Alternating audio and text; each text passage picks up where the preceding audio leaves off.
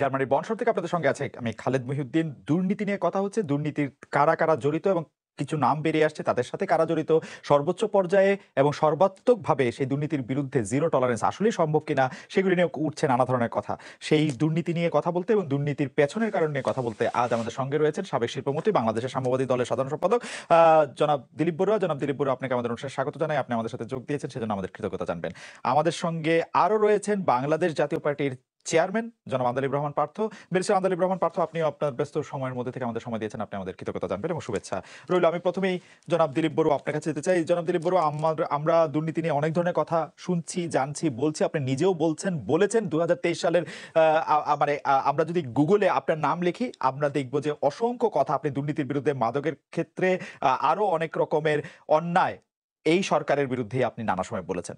আমি আপনার কাছ থেকে জানতে চাইবো যে আপনি কি মনে করেন যে দুর্নীতির ক্ষেত্রে যাদের নাম বেরিয়ে আসছে এটা কি ইঙ্গিত করে যে রাষ্ট্রীয় সর্বোচ্চ পর্যায় পর্যন্ত এই দুর্নীতির সাথে সরাসরি সম্পৃক্ততা রয়েছে, বা রাষ্ট্রের সর্বোচ্চ পর্যায়ে সরাসরি অংশগ্রহণ করা ছাড়া এই দুর্নীতি আসলে সম্ভব ছিল না, মানে এই মাপের দুর্নীতি? এই ব্যাপারে আপনার কি মন্তব্য? ধন্যবাদ আপনারা অগণিত শ্রোতা দর্শকদের। আমি এই ব্যাপারে বলতে চাই, আমাদের 14 দলীয় জোট যখন গঠিত হয় তখন আমাদের যে ম্যানিফেস্টো, 23 দফার ম্যানিফেস্টোতে ছিল যে দুর্নীতি বিরোধী আমাদের সংগ্রাম অব্যাহত থাকবে এবং আমরা ক্ষমতায় গেলে দুর্নীতিমুক্ত একটা সমাজ উপহার দেব। কিন্তু অত্যন্ত দুঃখের বিষয় যে ওই সময় যে দুর্নীতি ছিল এখন মনে হয় দুর্নীতির টোটাল রাষ্ট্রীয় পর্যায়ে এবং একটা প্রাতিষ্ঠানিক রূপ পেয়েছে। এই প্রাতিষ্ঠানিক রূপ থেকে আপনার জ্যেষ্ঠ বোল্ড ভূমিকা না রাখলে এই দুর্নীতি বিরোধী আন্দোলন, সরকারের আন্দোলন সফল হবে না। এবং যারা কালো টাকার সৃষ্টি করে এবং কালো টাকার মালিক, এরা কিন্তু প্রধানমন্ত্রীর আশেপাশে ঘুরে। আমরা যারা প্রধানমন্ত্রীর দুঃসময় ছিলাম, আন্দোলন সংগ্রাম করেছি, এদেরকে তখন দেখা যায়নি। এখন এরা সবাই সাদা দরবেশ বলেন, কালো দরবেশ বলেন, আরো অনেক নতুন নতুন আপনার আপনার ওবায়দুল কাদেরের কথা মতো যে আপনার আমাদের অনেক কাউয়া এসেছে, কাউয়ারা এখন সব খেয়ে যাচ্ছে এবং নিয়ে যাচ্ছে কোথায়? ফরেন কান্ট্রিগুলোতে। এই যে একটা সিস্টেম, প্রশাসন দুর্নীতিগ্রস্ত, টোটালি প্রশাসন দুর্নীতিগ্রস্ত। আইজি সাহেবের কি মূল্যবোধ হয়েছে? তার এই হাজার হাজার কোটি টাকা দরকার। এখানে পুলিশ অফিসারদের কি দরকার হয়েছে? সিভিল প্রশাসন কি দরকার হয়েছে? তারা হাজার হাজার কোটি টাকার মালিক হবে। এবং প্রশাসনের যদি আপনার কিছুটা টেসেট সাপোর্ট, যেটাকে বলা হয় টেসেট সাপোর্ট না থাকতো, তাহলে এই দুর্নীতি আমরা যখন প্রসার মুক্ত না, আমরা 2009 সাল থেকে 14 সাল পর্যন্ত ক্ষমতায় যখন ছিলাম, ওই সময় আপনি দেখুন যারা যারা মন্ত্রী ছিল বা সচিব ছিল তারা কিন্তু এই ধরনের দুর্নীতি করার সাহস পায়নি। এখন সাহস পাচ্ছে কেন? এখন সাহস পাচ্ছে যে এই কারণে যে আমরা এটা মিন করি না। আমার মনে আছে 2019 সালে মাননীয় প্রধানমন্ত্রী ক্ষমতা দখলের পর জাতির উদ্দেশ্যে ভাষণে উনি বলেছিলেন ওনার মূল এখন ফাইট হবে দুর্নীতির বিরুদ্ধে এবং মাদকাসক্তির বিরুদ্ধে। কিন্তু এখন আমরা কি দেখছি? আজকে দুর্নীতি যদি ওই 19 সাল থেকে বা 14 সালের পর থেকে না হতো, তাহলে একজন আইজিপির পক্ষে হাজার হাজার কোটি টাকা বানানো সম্ভব ছিল না। অথবা অন্যান্য সিভিল গ্রুপের বলেন, সোনাচালার বলেন, এবং এটা ঠিক যে এমপি এর প্রায় 80% দুর্নীতিগ্রস্ত এবং যাদের টাকা আছে, তাদের নমিনেশন আছে, যাদের আপনার সংগ্রামী ভূমিকা আছে, তাদেরকে না, নমিনেশন দেয়নি।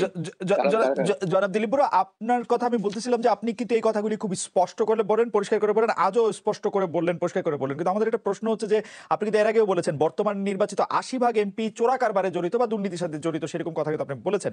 কিন্তু আমাদের প্রশ্ন যে বলেছি। তারপরও আপনি 2004 সালে যে দুর্নীতির কারণে যে সরকারের বিরুদ্ধে আপনারা আন্দোলন করলেন, যে সরকারের বিরুদ্ধে আপনারা অবস্থান করে তুলেন, একই ধরনের দুর্নীতি বা তার চেয়ে বেশি দুর্নীতি করা থাকা সত্ত্বেও এই সরকারের বিরুদ্ধে আপনারা শুধু মুখের কথাই বলছেন, কোনো আন্দোলনও করছেন না, কোনো সংগ্রামে নিজেদেরকে ব্যাপৃত করছেন না। এটার কারণ আসলে কি?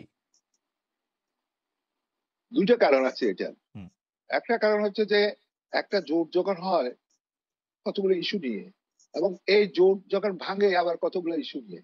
তবে আমার যে উপলব্ধি হচ্ছে হুম, 14 দলীয় জোট, এটা হচ্ছে মৃত বাঘ হুম। অথবা মৃত আপনার সিংহ এর কোনোদিন কোন না মানে শেষ পর্যায়ে এটা আমরা কি উপনীত। এটা কি জনাব দিলীপ বড়ুয়া ১৪ দল কি আসলে কোনোদিন বাঘ সিংহ কিছু ছিল? মানে আওয়ামী লীগ বাদ দিলে তো আপনারা আমরা বাকশিকের কথা আওয়ামী লীগ বা 14 দলের কথা ওইভাবে বলছি না।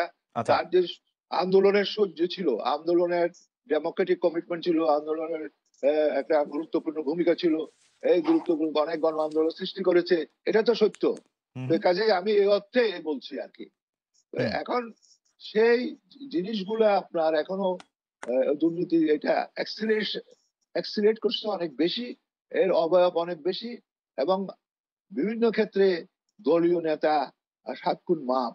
হুম।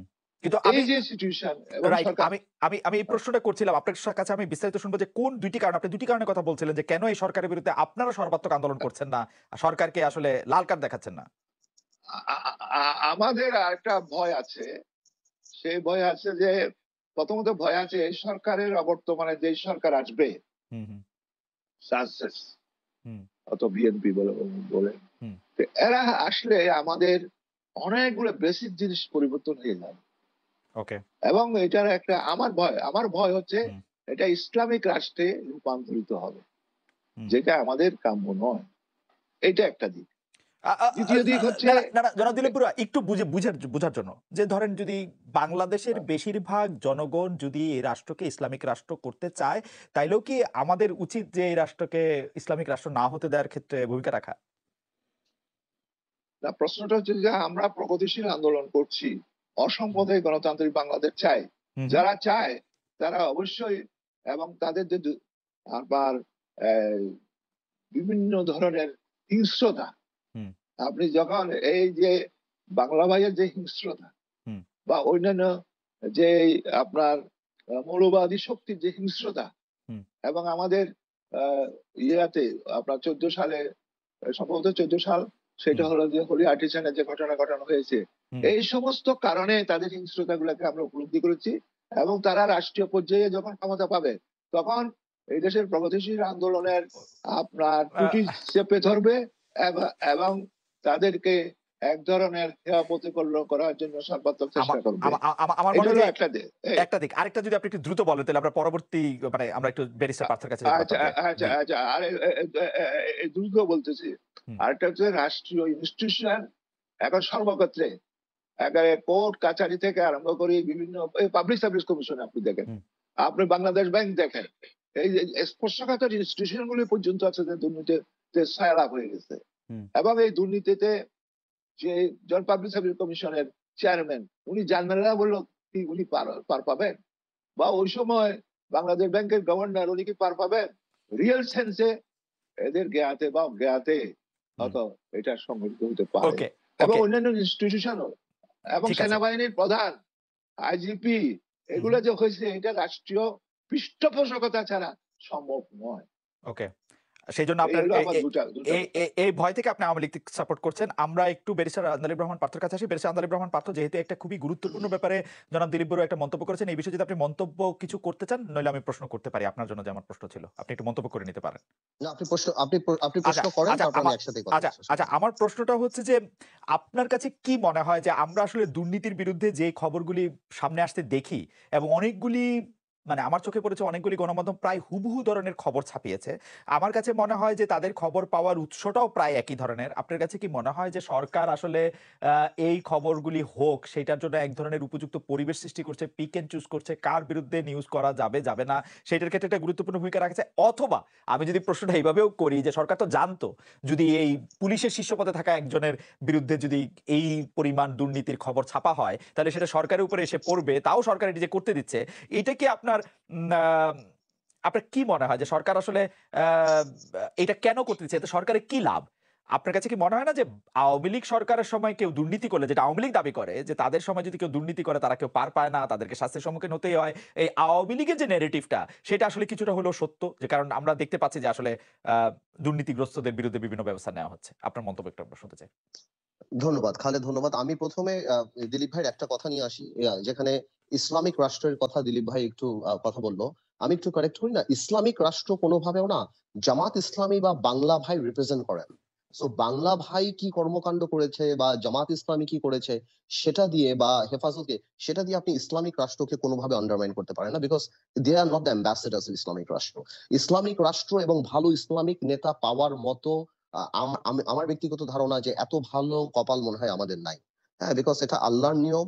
এরকম নেতৃত্ব আসা অনেক বড় ব্যাপার। পৃথিবীতে কোন দেশে আছে আমি জানি না, কিন্তু কোনোভাবেও বাংলা ভাই এবং এদের এদের বা হলি আর্টিসানে যারা ঘটনা ঘটিয়েছে তারা ইসলামকে রিপ্রেজেন্টও করে না, জামাত ইসলামীও করে না, এবং ইসলামিক রাষ্ট্র চালানোর মতো তাদের সেই যোগ্যতা আছে কিনা সেটা আমি জানি না। তো সুতরাং এটা একটু ক্লিয়ার করে দেওয়া উচিত যে ইসলামিক রাষ্ট্র মানে একটা ফেইলিয়ার স্টেট। ইট ইজ নাউজুবিল্লাহ, ইট ইজ আমাকে ইম্পসিবল। বেরসে পার্থ আমাকে হুম, একটু ক্ষমা করবেন। আমি একটু স্টুডিওকে বলেন। বলতেছি যে আমাদের প্রযোজক ফয়সাল এই একটু সাউন্ড আমি একটু বেশি শুনতে পাচ্ছি, একটু কমিয়ে দেওয়া সম্ভব কিনা? জি পার্থ, আপনি কন্টিনিউ করবেন প্লিজ। আচ্ছা, এটা গেল এই ব্যাপারে কথা। দ্বিতীয় ব্যাপারে কথা যে আমি অত্যন্ত ইমপ্রেসড যে দাদা এত সুন্দর করে এই সরকার এগুলি করেছে, এবং পলিটিক্যালি হি ইজ কারেক্ট যেটা বলেছে যে ইস্যু ভিত্তিক জোটা, বিকজ আমি একটা বড় জোটে ছিলাম এবং ওনাদের অপশনটাও এখানে জোট থেকে বেরিয়ে এরকম সম্ভব না। Coming back to your point Khaled, আপনি যেই কথাটা খুব সুন্দর করে বলেছেন যে সরকার দুর্নীতি পিক এন্ড চুজ করছে কিনা, আপনি দেখবেন কি এই ব্যাপারে দুর্নীতির ব্যাপারে যে দেখুন, আমি 2008 সালে আমার মনে আছে প্রথম বেসিক ব্যাংকের বাচ্চুর কথা বলি, আমি আজিজ খানদের কথা বলি, অনেকের কথা বলি। সরকারি যে বেনজিরের যে ব্যাপারটা আসছে, আমাদের আইজিপি বেনজির এত টাকার মালিক, এটা কিন্তু হঠাৎ করে হয়নি বা আপনি এমন না যে একটা সাপের পুকুর থেকে একটা সাপ বের করে বলেন "হ, আল্লাহ এখানে তো সাপ পাওয়া গিয়েছে"। এটা 10 বছর ধরে আমরা জানতাম, আমরা দেখতাম, পুলিশের পারসেপশন ছিল যে ওনার এক্সট্রাভ্যাগান্সা লাইফস্টাইল। বেনজিরের এই ঘটনাটা আমার কাছে একদম মনে হয়েছিল গত নির্বাচনের পরে যেমন ক্যাসিনো কেলেঙ্কারি হয়েছিল, যেখানে ওমর ফারুক চৌধুরী থেকে আরম্ভ করে সম্রাট থেকে আরম্ভ করে যেগুলি করা হয়েছিল, সেরকম কোনো কিছু একটা দেখেন। আপনি আপনার সিনহা সাহেব, তারপর ক্যাসিনো কেলেঙ্কারি, তারপর এই বেনজির, এগুলি আমার কাছে না পলিটিক্স এর চেয়েও বেশি মনে হয়েছে যে এখানে কোথাও একটা সরকার বিব্রত বোধ করেছে বেনজির সাহেবদের কোনো পার্সোনাল কর্মকাণ্ডে। এরকম কোনো একটা কাজ বেনজির সাহেব করেছে যেখানে সরকার ওইটা চিন্তা করেছে যে আমি এটা ব্যালেন্স করি ও বেনজিরকে শিক্ষা দেওয়া দরকার। কিন্তু আপনি আবার দেখবেন যে বেনজিরকে কিন্তু অ্যারেস্ট করা হয়নি। কেন করা হয়নি অ্যারেস্ট? এই কারণে করা হয়নি যে বেনজির আইজি ছিল, বেনজিরের অধীনে এত আন্দোলন থামানো হয়েছে, বেনজিরের হাতে হ্যান্ডকাফ দিয়ে যদি আবার আপনি ভিতরে জেলখানায় দেয়া হয় সেটা ইন্টারন্যাশনাল নিউজ হবে এবং সেখানে পুলিশের মধ্যে কিন্তু একটা রিপার্কেশন হবে। কিন্তু এটা কিন্তু আপনি অস্বীকার করতে পারবেন না যে বেনজির কিন্তু দুইটা আন্দোলন এবং দুইটা নির্বাচন, ওনার যে ভূমিকা ছিল সেটা কিন্তু সম্পূর্ণরূপে পুলিশ কিভাবে মারমুখী ছিল এবং এই সরকারকে ক্ষমতা আনা যায়। সো বেনজির র্যাবে থাকা অবস্থায় যদি 300 মার্ডার হয়ে থাকে বা এক্সট্রা জুডিশিয়াল কিলিং হয়ে থাকে, এর মধ্যে 200 হয়েছে তো সরকারকে ক্ষমতায় রাখার জন্য। এবং যখন আপনি এই ধরনের অনৈতিক কাজ বা অনৈতিক কাজে এগুলি করবেন বা রাখবেন বা সুযোগ নেবেন, তখন তাদেরকে দুর্নীতি করার সুযোগ দিতে হবে। এই সরকারের রাষ্ট্রীয়ভাবে মদত দুর্নীতি করার সুযোগ দেওয়াটা এটা খুবই স্বাভাবিক যে পুলিশ দিয়ে যখন আপনি এই কাজ করাবেন, ভোট ডাকাতি করাবেন বা অন্য কিছু করাবেন, আমলাদেরকে দিয়ে যখন অন্য কাউকে বড়লোক বানানোর চেষ্টা করবেন, সেগুলো হবে। বাট আমার একটা প্রশ্ন, সেটা যেহেতু দিলীপ ভাই বা দাদা 64 সাল থেকে আজকে বাংলাদেশের রাজনীতি, আমি আসলে জানতে চাই যে 64 যে রাজনীতিবিদরা কিছু টাকা পয়সা কামাই করে, অনেক করে, বিকজ তাদের অনেক আনসিন খরচও থাকে, আবার ব্যক্তিগতভাবে তারা অনেকে একটু ল্যাভিশ লাইফ লিড করে, ঠিক আছে। না, আমি একটা জিনিস জানতে চাই, আমি মানে মানে রাজনীতি থেকে, যে এস আলমকে 30-40 হাজার কোটি টাকা মালিক করে দিয়ে, আজিজ খানকে সিঙ্গাপুরে বিলিয়নিয়ার বানিয়ে দিয়ে, বা বড় বড় এই যে দরবেশবান যা বলেন এদের আত্মীয় স্বজনরা ওমানে 200 কোটি টাকা খরচ করে ম্যারেজ অ্যানিভার্সারি করছে, এই করছে, মইউদ্দিন খান আলমগীর এই ব্যাংকে ফেললো, তো 200 কোটি টাকা ক্রেডিট কার্ড নিল। এগুলি করে আওয়ামী লীগের লাভ কি? সরকারের লাভ কি? সরকার তো টাকার কোনো অভাব নাই। এই 30, 40, 50 হাজার কোটি টাকা যেটা দেখি আমরা, এই যে দেখলাম 3,500 কোটি টাকা এস আলম ভ্যাট দেয় নাই, আবার 2,000 কোটি টাকা সুদ মৌকুফ হয়েছে নজরুল সাহেব এস আলমের মিলার, এস আলমের অনেক বেশি। তো এস আলম তো টাকার অভাব নাই। আবার 10,000 কোটি টাকা দেখলাম ইসলামী ব্যাংকের নথি চেয়েছে, নাবিল গ্রুপ নামে কোন টাকা খেয়ে বসে, এগুলি তো কিছুই না। এর আগে কোন একটা মন্ত্রী দেখলাম 260টা বাড়ি লন্ডনে, এবং সেটা আপনার ব্লুমবার্গে আসছে, যদিও মন্ত্রী সাহেব বলার চেষ্টা করেছেন যেটা আমার আত্মীয় স্বজনের, বাট আপনি গেলে দেখবেন যেগুলি সব কোম্পানির কোনো আত্মীয় নাই, এগুলি সব 2000 সাল থেকে কোম্পানি করা। আমার প্রশ্নটা এইটা যে দাদা, আমার এই যে এস আলমের এত টাকা বা আজিজ খানের এত টাকা বা দরবেশ সাহেব বলেন বা এদের বলেন এত টাকা দিয়ে, এই টাকা যদি আওয়ামী লীগ 300 আসনে 10,000 কর্মীরা 1 লাখ টাকা করে দিত, তাও তো ঘরের টাকা ঘরে থাকতো। এই টাকা থাকার পরে এই চাইনা আচ্ছা, থেকে আমরা এত অল্প টাকা পাই, এই টাকা না আমি এটা বুঝি